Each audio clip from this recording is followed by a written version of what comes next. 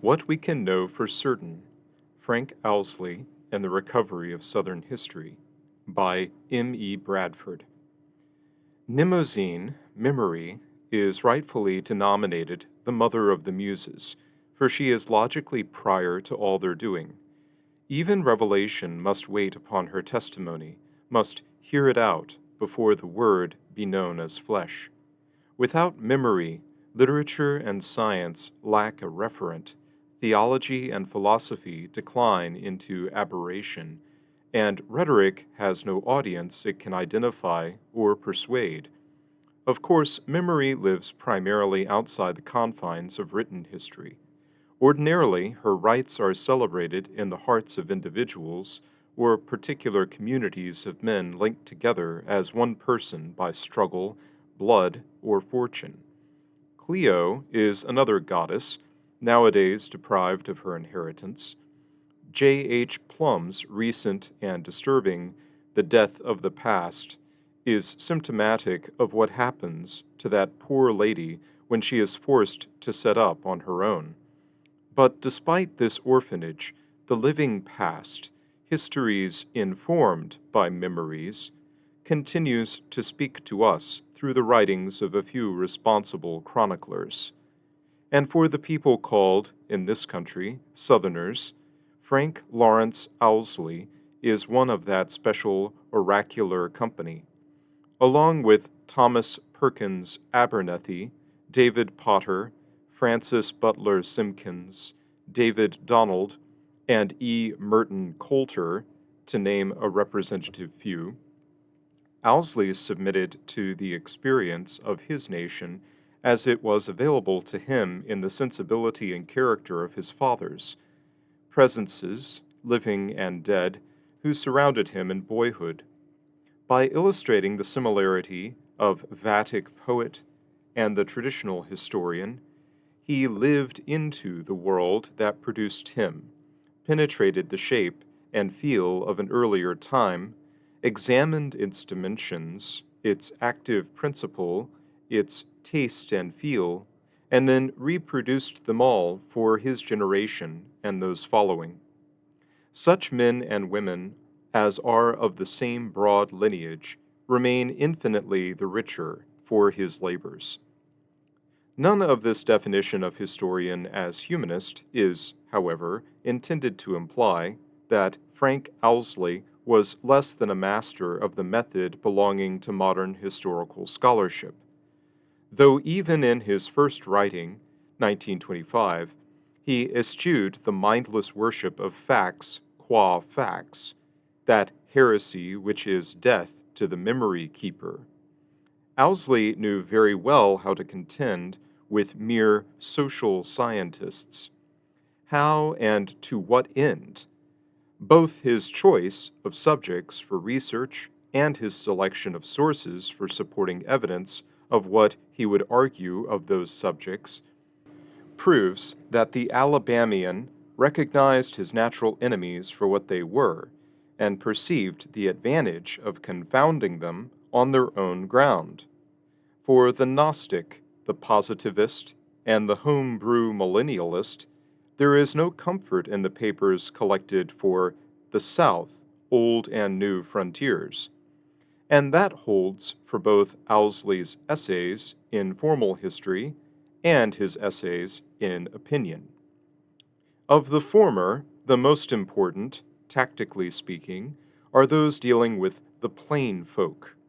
No other research into the Southern past has given more discomfiture to would-be Orwellian rectifiers, Hamiltonians, and covert Marxists than Dr. Owsley's on the presence, character, and influence of the yeomanry on the Old South.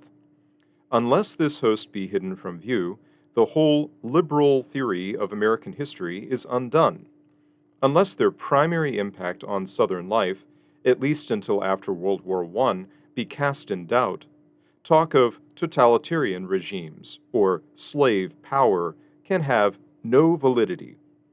Plain folk of the Old South is indeed the centerpiece in a scholarly revolution, for without the centralizers' myths, locating villains and driving them out for scapegoats become a difficult business.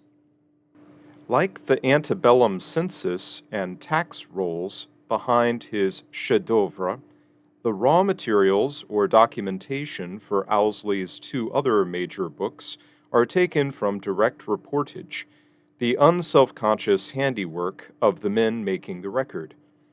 Going into state rights and the Confederacy were the proceedings of the Confederate Congress, various artifacts from the Davis administration archives, and other papers from the files of the seceded state governments.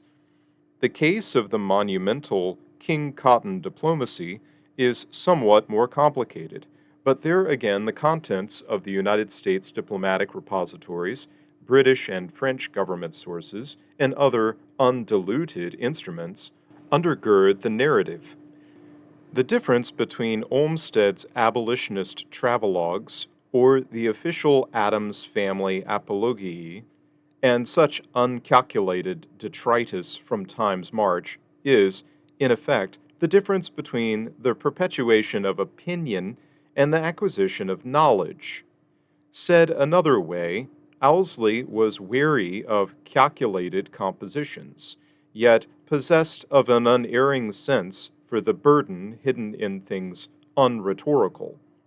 But most important, he seems to have in his bones the historian's most valuable attribute, an intuition of what his research should produce, and therefore a foreknowledge of which innocuous rolls of foolscap or worn ledgers might repay close scrutiny, of where the South lived and where its conduct might be explained.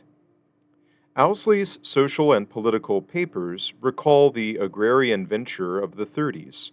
The University of Georgia Press is to be congratulated for this and other contributions to the reprinting of the Nashville based fellowship. That job is almost done, both for overtly agrarian items and for the more restrictively professional productions of the same hands. On reading through the bulk of this work, the honest reporter must first of all be impressed with the variety of positions that may be called agrarian and the close relationship of agrarian scholarly, critical, and creative efforts to their tracks for a time. Then such a reader will be forced to acknowledge that all this variety nonetheless served one end. As recent commentary on agrarianism demonstrates, there is occasion for puzzlement in such conclusions from such evidence. As usual, the difficulty issues from a simplification of Southern history and from a set of preconceptions concerning art, life, and the regional character. Essays such as Democracy Unlimited, The Soldier Who Walked with God, The Foundations of Democracy, The Fundamental Cause of the Civil War, Egocentric Sectionalism, and The Pillars of Agrarianism make Owsley's corpus a suitable point of departure for some overdue clarification. On first impression, there is a contradiction of thrust or emphasis between Dr. Owsley's warm consideration of temporary federal or state measures for the relief of regional and national economic distress, 1930 to 1936, and his subsequent warnings against overgovernment, 1955, in the shadow of the Brown decision. Likewise, the Plutarchian celebration of the war chief patriarch in the essay on Freeman's Lee appears to cut across the democratic grain of plain folk and the agrarian speculations. However, the trouble is not so much with Owsley as in the rigid and passionate insufficiency of the political idiom to which we are accustomed. From its beginnings, the South has spoken with two voices, which voice depending upon the variety and source of the pressure it experienced from without. The English Whig tradition of earned Saxon rights and its preoccupation with individual self-realization through liberty and law provided a language for dealing with George III, Federalist mercantilism, and subsequent colonialist incursions. But the South has also made its Tory noises in defense of peculiar institutions, spiritual, moral, social, and economic. In truth, the region's political inheritance is a compounding of these two English strains, a syncretism or worked out equipoise of the best elements from both doctrines, a synthesis doubled in the tidewater and frontier fusion of its literature. The genuine egalitarian and the strictly feudal personality were always rarities below the invisible line, but in a measured concern with both private dignity and public, to say nothing of Christian, duty toward a creation in which some always have 5 talents, some 3, and some only 1, the Southern spokesman might draw upon more of either patrimony than he would, off his guard, ordinarily employ without much qualification. Concerning the form and operation of government in what Publius in the Federalist described as a large and various republic, his posture would be libertarian. Even so, in his expectations and preferences for the freeholding communities pre-existing and supposedly protected by that loose umbrella, he would assume an orderly proportion of status and function, a generally familial pattern, and hence a more or less structured one. Nothing in the many-sidedness of Owsley and his friends belies this analysis. Indeed, Owsley, as a polemicist, may be said to document, and as a historian to support, it better than the rest. As to certain other agrarian common denominators, a brief word is sufficient for summary. The total enterprise was, in its conception and intent, peculiarly Southern. Contrary to much after-the-fact explanation, its universal overtones were incidental, the consequence of its Southernness as much as the merits of Owsley as a scholarly model are of his. The large implications are there, and of great importance today. But there, as Cicero and Burke say of good citizenship in general, because they have a foundation in the things of the blood. For there is no conflict between preserving the language and securing a civil polity, no disparity between the making of individual or composite lives, i.e., biographies and histories, and the instruction of the young in reason and right conduct, no inherent animosities separating poetry and the public life. Withal, the measure is the human object, the action reflected or rendered. The agrarians looked to no other subject. Man in his contingency, moving upon the body of a specific world, man with a place. That was enough. The parts of their lives take an order only under the rubric of these priorities. In Frank Owsley's work, there is ample evidence of their operative purchase on his mind, his will, and his spirit. A word or two about specific essays. Despite the fact that it is a representative Owsley sampling, I must at this point confess to a regret that The South, Old and New Frontiers is not a larger book. This was the right selection for a volume of reasonable size.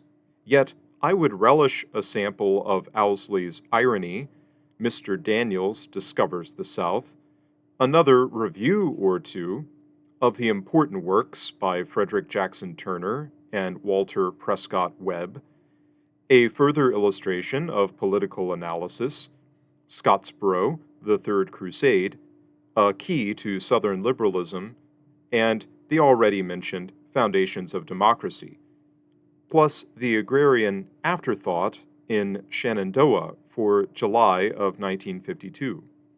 But these are personal preferences. The full bibliography concluding this gathering makes it possible for any reader to make his own listing.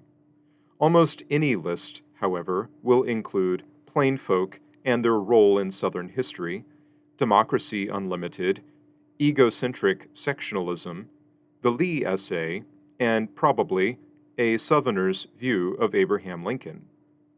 Although I have already said that Owsley was careful of concealed political rhetoric, he was a master of the three ancient modes himself. The last item in this catalog is a convincing illustration, a praising of Lincoln's moderate and implicitly penitent plan for dealing with a defeated South, and therefore an oblique but damning censure of the campaigning, pre inaugural, and early presidential emancipator.